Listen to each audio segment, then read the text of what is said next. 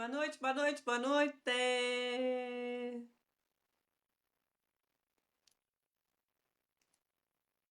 Gente, e aí, tudo bem? Hoje é dia 2 de julho. É dia 2 mesmo? Dia 2, né? Terça-feira. Tô aqui depois de quase 6 horas vendo lá a sabatina lá do Moro, né? Não sei se vocês viram aí. Geralda, tudo bem? Que bom que você tá aí vendo, né? Então, gente, é assustador o que a gente viu hoje. Não sei se vocês acompanharam, mas é vergonhoso o que está acontecendo, né? O tal do ex-juiz, né, ir lá na Câmara e, na verdade, com um texto ensaiado que parece que ele foi estudar esse testículo dele inconsistente lá nos Estados Unidos e veio para cá com esse textinho, né? É um testículo do tipo, olha, eu não sei de nada, eu escuto, eu ouço, mas eu não lembro, mas eu não tenho certeza, né? Então, assim, isso ele repete. Você pode fazer a pergunta que for para o cara, que ele vai repetir sempre a mesma coisa. Eu não sei, pode ser, não sei. Então, assim, é sabido e notório. Só não vê quem não quer. O cara tá mentindo, gente. É mentira sobre mentira. E aí, Joaninha, tá boa? Então é mentira sobre mentira. O cara foge de tudo, o cara não responde a nada. Ele só fala aquilo que ele quer, né? E é uma coisa absurda. Como ele gosta muito dessa expressão, né? Um balão vazio, né? Um balão vazio cheio de nada. Ele chega ao ponto de fazer essa redundância horrorosa, essa coisa, né, terrível, porque um balão vazio ele é realmente cheio de nada, né? Então, assim, mas parece que o balão vazio cheio de nada é ele, só que tá cheio de alguma coisa, cheio de mentira, né? E cheio de intrigas, e cheio de subterfúgios, e cheio de conluios, que ele teve sempre do início, que foi para condenar o Lula. Então, assim, foi mostrado hoje, né? Hoje ficou escancarado para quem quisesse ver que o cara foi lá na Câmara para zombar da sociedade brasileira, né? Zombar mesmo, né? Porque o que ele faz é isso, é sambar na cara das pessoas e falar assim, olha, eu agi sempre dentro da lei. Pois, ora, gente, peraí. Se você não fez uma coisa, você chega e fala assim, olha, eu não fiz. Aí ele fala assim, ah, eu não me lembro. É muito engraçado, não sei se vocês prestaram atenção, ele não se lembra, não se recorda, ele pode ter falado alguma coisa, mas foi tudo dentro da lei. Pois, ora, é engraçado. Fale a memória dele para esses casos do que ele falou com o Dallagnol, do que ele falou com os outros procuradores, mas engraçado que ele lembra de tudo que o advogado do Lula falou lá naqueles inquéritos, né? Então ele lembra de situações, inclusive teve um deputado que perguntou, na verdade eu acho que foi um deputado do PSOL que falou para ele, fez um comentário de que as questões referentes à Lava Jato lá no Rio, as denúncias primeiras foram ele que fez. E ele lembrou disso há anos, 2008, sei lá. E ele falou: olha, não, não foi porque o que você fez, foi por isso, isso e aquilo, né? Então, assim, ele se lembra muito. A memória dele, ela é seletiva. Ele se lembra daquilo que interessa para ele. Do que não interessa, ele não lembra, né? Então, assim, é muito foda isso, né? Que é a palavra. Então, quer dizer, ele se lembra de fatos, mas do que ele falou, não é qualquer coisa. A gente está falando dos interrogatórios do Lula, né? Não é qualquer casinho que você não lembra, né? Como é que você não lembra de ter falado alguma coisa sobre Fernando Henrique, né? Eu acho que você não sai por aí falando sobre Fernando Henrique toda hora, né? Então, assim, no mínimo, o cara, né, que tem decência, o cara que sabe daquilo que ele está falando, no mínimo ele negaria. Ele falava assim: olha, isso não existiu, eu nunca tive essa conversa. Se ele não nega, é porque ele sabe que essa conversa pode aparecer, né? Ele sabe que pode ser comprovado. Então, ele não quer negar, porque senão vão falar que ele mentiu. Então, é melhor ele ter omitido, né? Que é simplesmente você falar que não sabe, e aí começa a desqualificar a fonte. E aí ele tenta desqualificar o Intercept E aí vai tentar desqualificar a Folha, vai tentar desqualificar a Band, vai tentar desqualificar todos os meios de jornalismo que forem atrás desses fatos. Agora o Correio, né? Então ele vai tentar desqualificar tudo, mas é fato, ele não nega, né? Isso prova que é um rato, né? Que tem mau caráter, que é mínimo, né? Que é um rato mesmo, né? O marreco se tornou um rato. Porque se tivesse a coragem, se tivesse a determinação, tivesse a certeza, né? Se tivesse dignidade, faria feito o presidente Lula, que fala na cara dele, na cara de qualquer um: olha, eu sou inocente, arrumem qualquer prova, me provem alguma coisa, né? Então, assim, se você sabe que você não cometeu nenhum daqueles atos, se você sabe que você jamais falou sobre aquelas pessoas, ou tentou, ou passou nenhuma coisa para a imprensa, ou não tentou, né, manobrar o inquérito, você é claro que vai falar assim: olha, eu não falei nada. Você pode até não ter lembrar de situações, mas você vai falar: isso não é da minha, eu não, jamais falaria isso, né? Eu jamais interferiria num processo. Por exemplo, servidora pública, se tem uma licitação, eu não posso entrar nessa licitação e passar informações para outra pessoa. Ah, você trabalhou até uma de tal licitação. Você fez isso? Ah, eu posso não lembrar, mas olha, com certeza eu não fiz, porque eu jamais faria isso, né? Então, assim, ele não nega. E quem não nega é porque tem algum problema, né? Se ele não afirma, tudo bem, mas não negar. Então, assim, foi triste o que a gente viu hoje, né? Porque a gente viu que a gente tem um cara, né? É mentiroso, Valdir, Vilma concorda, mas é mentiroso. Então, assim, nós vimos hoje que a gente tem um cara no Ministério da Justiça, o ministro da Justiça, que tem toda a capacidade do mundo de encobrir provas contra ele mesmo. Quem vai investigar o ministro da Justiça no cargo desse? Me conta, ele tem que ser afastado. Tudo bem, Alessandro? Tudo bom? Alessandro lá da Califórnia, não é isso? Boa noite. Inclusive, eu vi o canal do Alessandro, depois vocês entram, é muito bacana. Pois é, Alessandro, não sei se você viu, a gente está falando aqui do depoimento do Moro hoje, lá na Comissão de Constituição e Justiça, que inclusive acabou num bate-boca terrível, porque o deputado Glauber chamou ele na cara dele, falou assim: é ladrão, ladrão por quê? Porque fraudou uma eleição no Brasil, ele roubou a eleição. Se não fosse pelos atos dele, o Lula teria concorrido e seria hoje o presidente. Alaide, minha querida, tudo bom? Então, assim, é absurdo em cima de absurdo, a gente não pode aceitar isso, né? Eu acho que ficou muito claro, né? Porque se o cara é essa moral toda, né? O dono, o paladino da moral, o dono da justiça, o cara que está acima de tudo, o grande herói, se você fala assim: Thelma, você cometeu um crime, me dê seu celular. Ué, toma aqui. Tá aqui o celular, se eu tenho certeza que eu não fiz nada, né? Então, assim, quando o Paulo Pimenta, que foi fantástico, chegou para ele e falou assim: olha, assina esse documento aqui, abre seu sigilo, para com essa farsa toda, né? Vamos parar com essa coisa toda. Ué, se você não fez nada, então mostra, abre seu sigilo telefônico, né? Tira seu nome da prova aí da boca do povo, mas não. Ele se nega, né? Ele diz que não, que isso não tem nada a ver, que ele já entregou o telefone dele, mas está falando de quebrar o sigilo lá do Telegram, de quebrar o sigilo das redes sociais. Se o cara tem tanta certeza, se o cara ataca tanto o Intercept, então permita que se quebre. Você assistiu, né? O Alessandro tá falando aqui: me deu náuseas ver aquele sinistro mentir tanto em plenário. Pois é, e ele mente e é sempre a mesma ladainha, né? Sempre a mesma ladainha, junto, né, com os palhaços de plantão que são da direita. Mas hoje ficou muito claro, eu acho que o povo não é bobo, não. Quem viu aquilo percebe, a gente sabe quem tá mentindo, gente. Não dá para esconder muito tempo, né?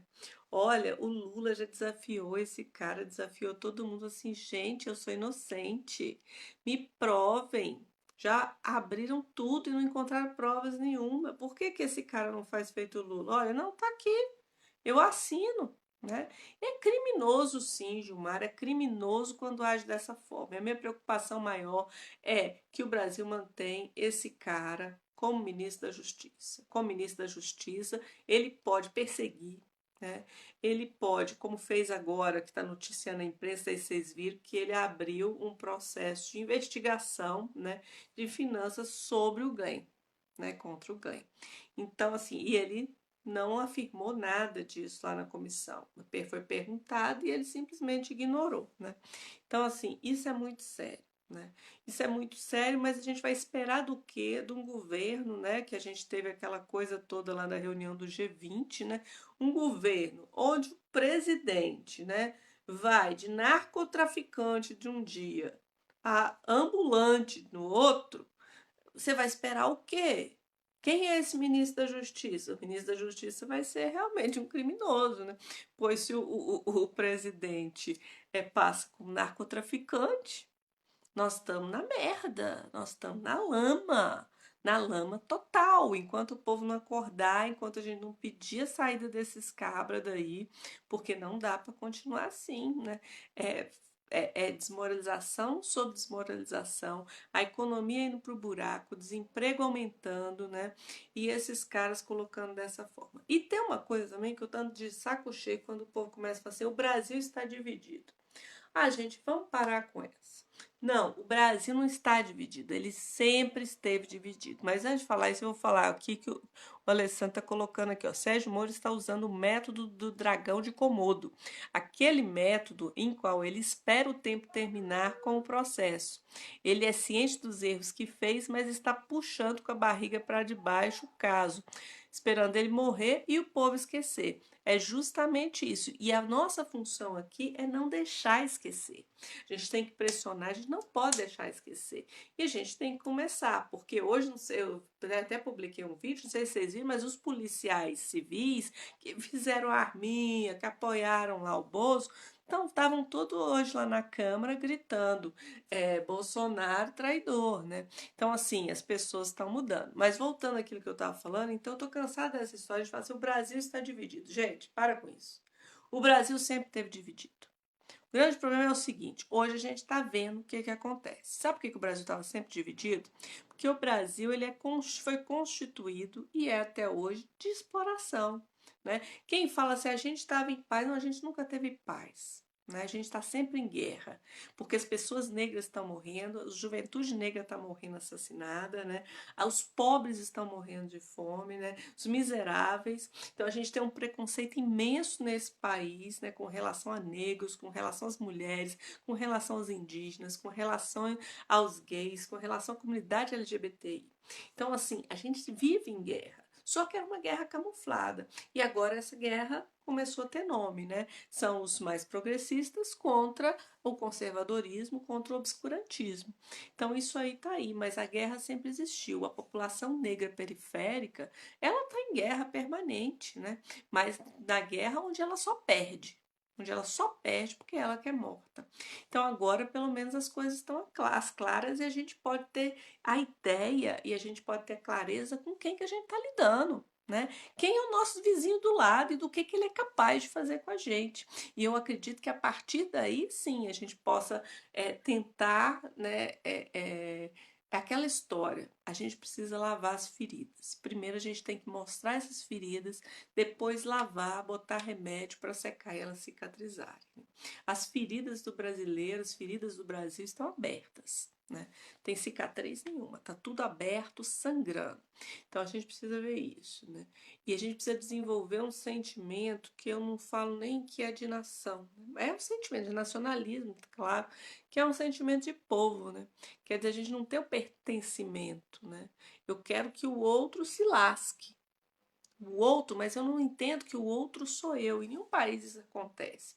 Se você for lá, todo o pessoal gosta de ter muita revanche com os argentinos, mas os argentinos são argentinos. Não me interessa. Quando eles estão tá em xeque a questão deles, o povo está unido e é por isso que eles vão para a rua, e é por isso que eles quebram tudo, e é por isso que eles se manifestam, e é por isso que eles não deixam muitas coisas acontecer. Eu sei que lá teve um golpe que está na merda também, mas é bem por aí.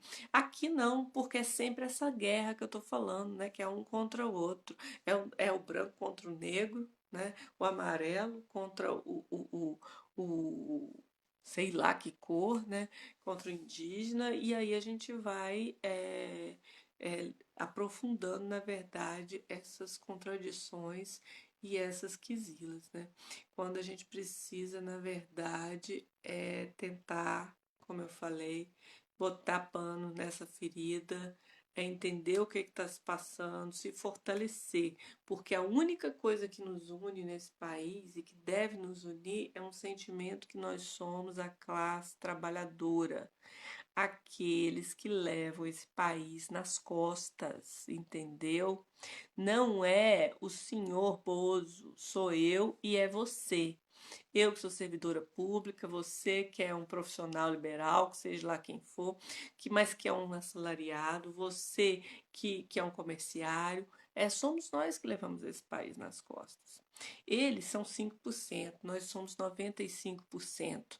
Se a gente se une, não tem para ninguém. E a gente vai se unir para quê? A gente vai se unir para ter saúde, para ter trabalho, para ter educação, para ter renda, para que todos possam comer, né?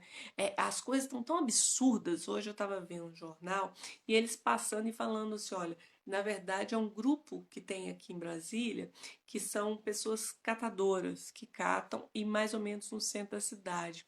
Então eles constroem os locais de abrigamento. E a televisão mostrando e fala assim, olha que absurdo, é muito entulho, é muito lixo, são barracos. Mas a preocupação da comunidade nesse momento, e da televisão e da mídia, é que é um absurdo você ter barracos numa zona nobre da cidade, né?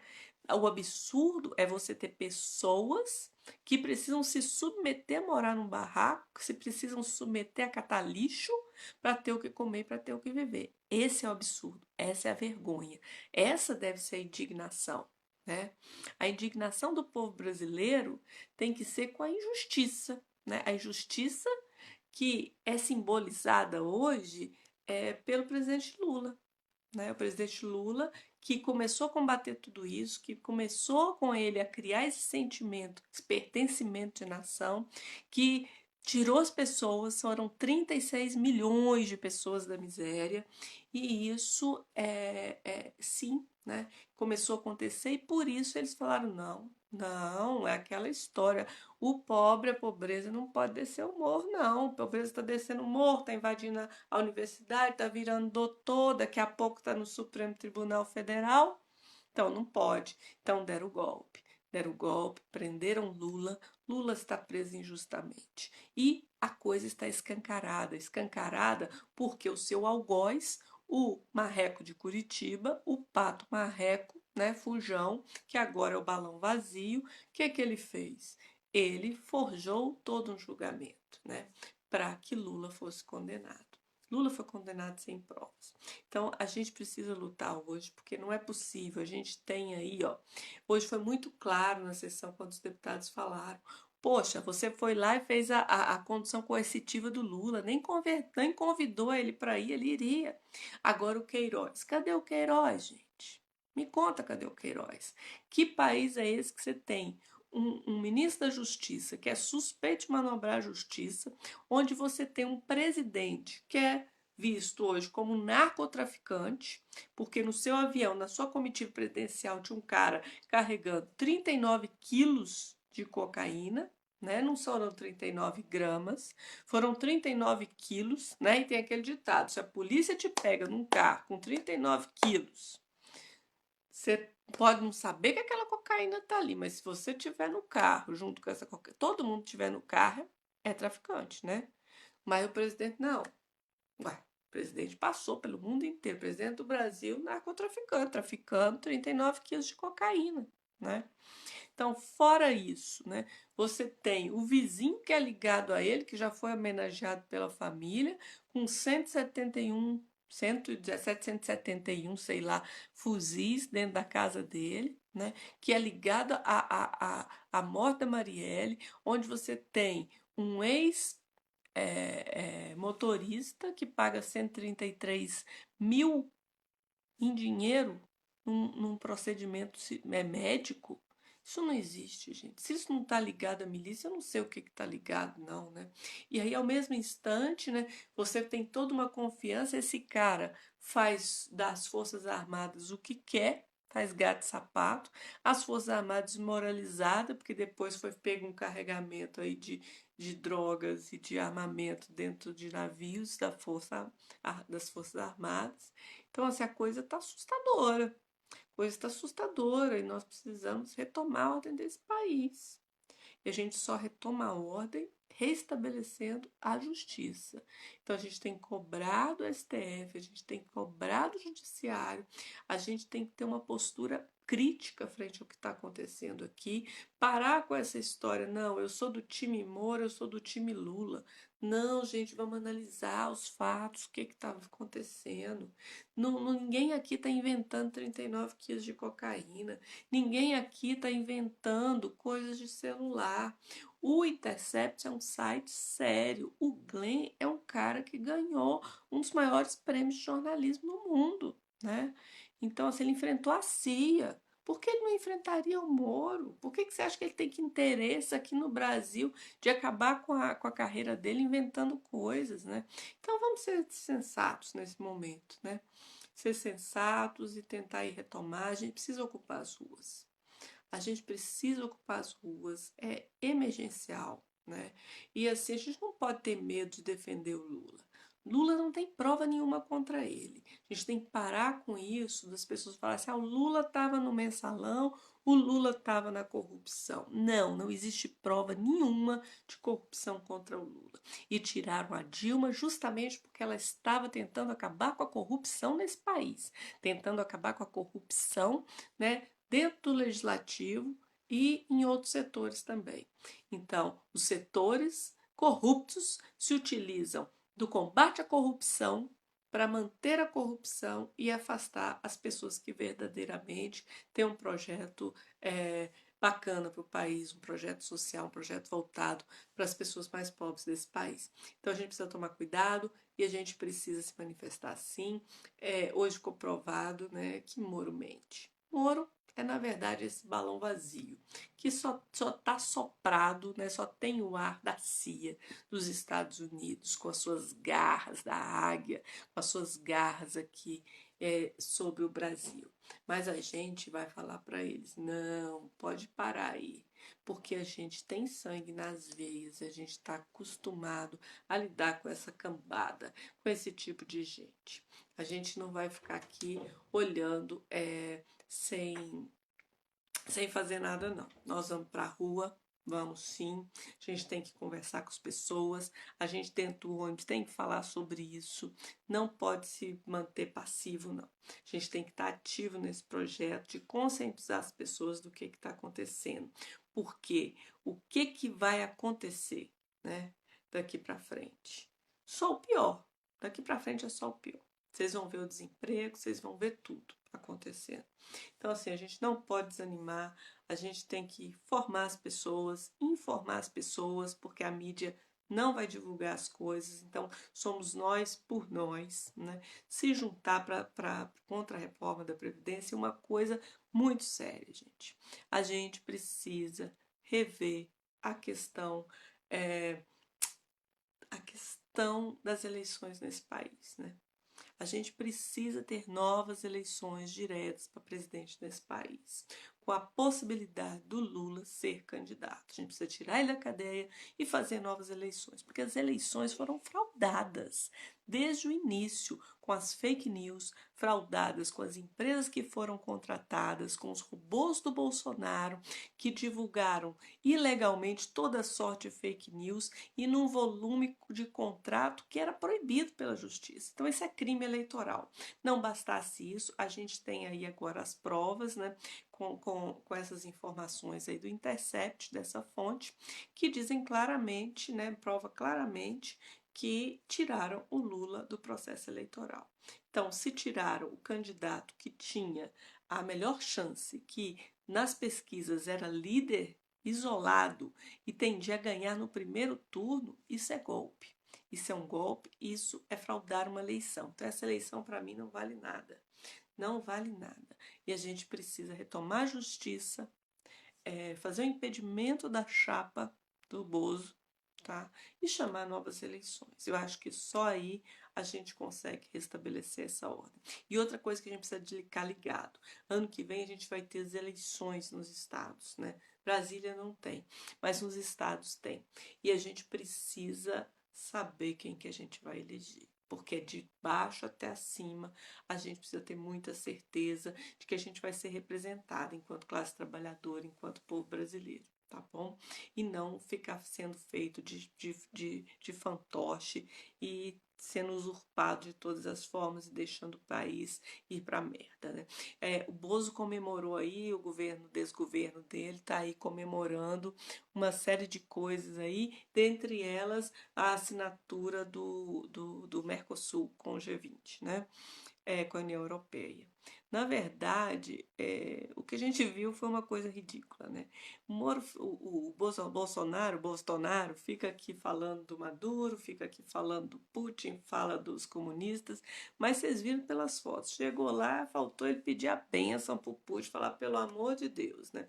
O acordo foi traçado porque é interesse da União Europeia, né? É interesse deles porque eles estão precisando, né? Vai ser basicamente o seguinte: eles vão acabar com a nossa indústria e a gente vai mandar para eles tudo o quê? Matéria-prima. Né? Então é tudo interesse deles, a gente vai ter milhares de sanções, de taxas, e uma das coisas que o Bozo chegou lá botando panca, né?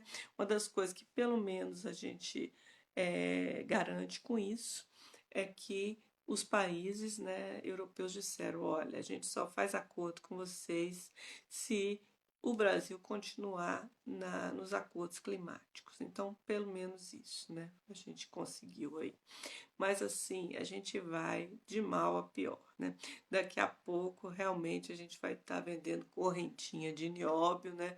E é isso, né? A gente tem um presidente que de um dia é narcotraficante, no outro é ambulante, e daqui a pouco espero que não, né? Porque tudo indica que tem umas milícias aí envolvidas também, né? Então, assim, é muito sorte. Porque como é que não vai ter milícia? Como é que você bota 39 quilos de cocaína dentro de uma comitiva presidencial? Quer dizer, a pessoa não são 39 gramas, galera. É peso, é muita coisa, você tem que ter muita certeza que nada vai acontecer com você. Então, assim, vamos ficar ligado. Moro como ele diz, um balão vazio, né? Que tem o ar do Zewa dentro para poder flutuar, mas qualquer agulhinha ele arrebenta. Então, assim, hoje ele arrebentou lá no Congresso, fugiu, depois que o Glauber chamou ele de ladrão, né, porque fraudou as eleições, roubou a eleição, né, roubou o direito do povo brasileiro escolher o seu representante maior.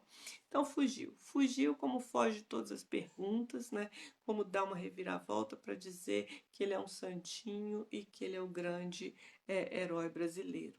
Herói brasileiro, um herói que destruiu toda a indústria brasileira, um herói que colocou um inocente na cadeia. Não tem nada de herói. Aí a gente tem bandido mesmo, é criminoso. Galera, então é nós por nós, nossa voz é a nossa vez, e a gente precisa estar ligado, a gente precisa estar um protegendo o outro, um cuidando do outro, e todos os dias, a gente tentando fazer com que uma pessoa veja os fatos, como eles estão sendo colocados, e que venha para o lado certo, que é o lado da classe trabalhadora, que é o lado de botar o Brasil para crescer novamente e de botar os direitos aí para valer, né? Beijão, obrigada que acompanhou aí, né? Lúcia, Terezinha, beijão, saudade. E vamos na luta, porque a gente tem muita luta pela frente. E ainda bem que a gente tem grandes guerreiros e guerreiras para estar com a gente nesse fronte de batalha. Beijo grande, boa noite, bom trabalho amanhã. Fiquem com os deuses e os deuses. Beijão.